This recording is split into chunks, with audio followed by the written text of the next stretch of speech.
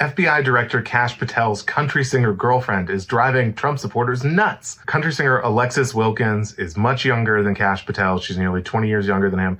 She's a lovely young lady. And since the summer, this has made some Trump supporters suspect, I would say without really any evidence, that she is a secret Israeli asset sent to seduce Kash Patel and prevent him from revealing the truth, as they imagine it, about Jeffrey Epstein. Now, this is pretty crazy stuff already. And so Alexis Wilkins has been on the offensive.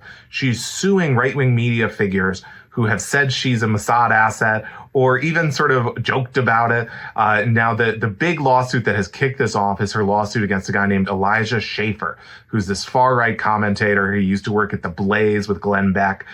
He's not really a savory character in his own right. He's racist. He's anti-Semitic. And his big crime in Alexis Wilkins' eyes was he posted a picture of her and Kash next to an article about Israeli honeypot spies. And of course, a honeypot is a spy sent to seduce someone and control them through love and sexuality.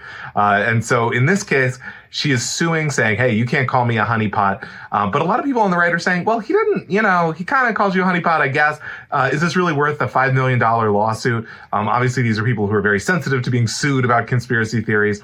And now there's a big backlash. People like comedian Tim Dillon did a parody of Alexis Wilkins. I'm just a country star. I met him at a bar. I'm not a Mossad plant. Why would you say that? Candace Owens is saying Kash is kind of this lovelorn child.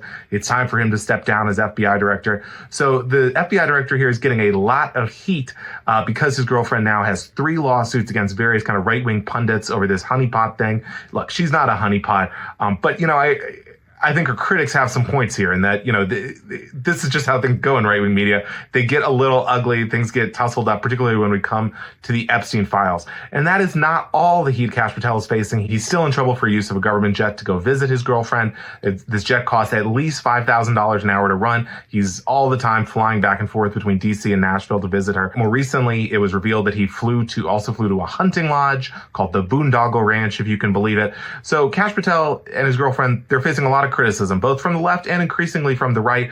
There have been a lot of accusations that from the right that the FBI director is simping. And of course, this would mean that he's sort of overly besotted by his girlfriend.